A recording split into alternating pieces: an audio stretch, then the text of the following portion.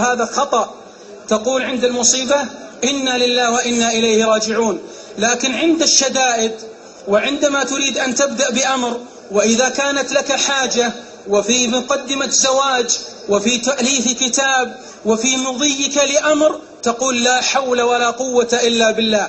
والله لو عرف كل واحد منا معنى لا حول ولا قوة إلا بالله لحلت كل مشاكلنا، لأن النبي صلى الله عليه وآله وصحبه وسلم فسرها لعبد الله بن مسعود: لا حول عن معصية ولا قوة على طاعة إلا بالله عز وجل.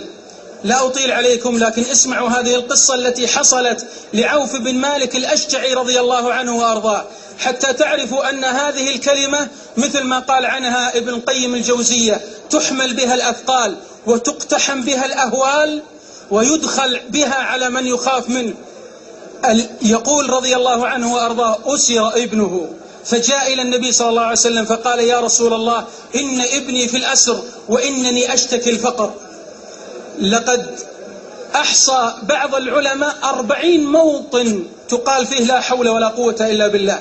انظروا إلى هذا، يشتكي الفقر وابنه في الأسر.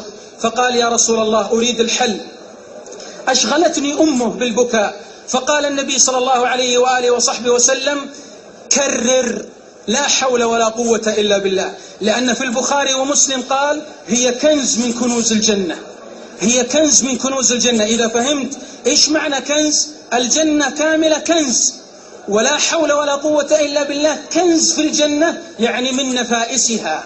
فقال: كرر لا حول ولا قوة إلا بالله. رجع إلى زوجته وقال: قالت: ماذا قال لك رسول الله؟ قال: كررا أنت وزوجتك لا حول ولا قوة إلا بالله. اجلسوا كم يوم وهم لا حول ولا قوة إلا بالله، لا حول ولا قوة إلا بالله، وهو يعرف إيش معناها. يعني لا يطلق من السجن ولا يخرج من السجن. يا من له سجين يريد أن يخرج عليك بهذا. فكرر لا حول ولا قوة إلا بالله. وهم جالسين في البيت قالت الأم: والله إني لأسمع صوت مالك. قال الأب: ويلاه، أين مالك وهو في القد؟ القد يعني القيد، سير من جلد البعير يلزق ييبس حتى يكون أشد من الحديد. قالت: والله إني أسمع صوته. فركض الأب وركض الخادم وفتح الباب، وإذا بابنهما أمامهما.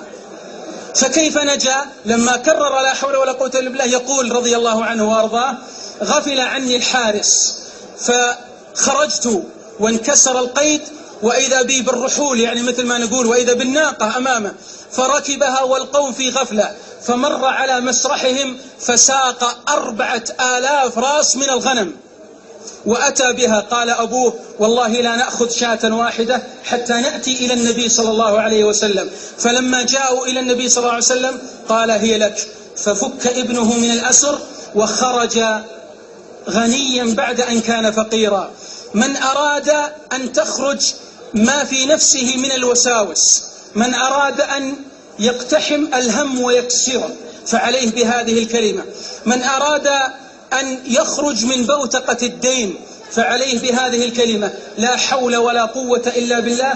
يوصي بها النبي صلى الله عليه وسلم أكثر من 19 من الصحابة، أكثر من قول لا حول ولا قوة إلا بالله. ويقول لآخر: كنز من الجنة، ويقول لآخر: كنز من تحت العرش، ويقول لآخر: باب من أبواب الجنة.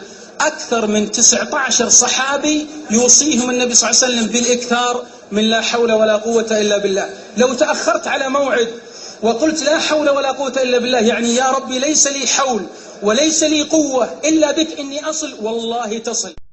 من أراد أن يرى بعينه أن الله يسمعه ويراه ويحقق أمره، يشوف إذا في شيء عنده هامة فليكرر لا حول ولا قوة إلا بالله.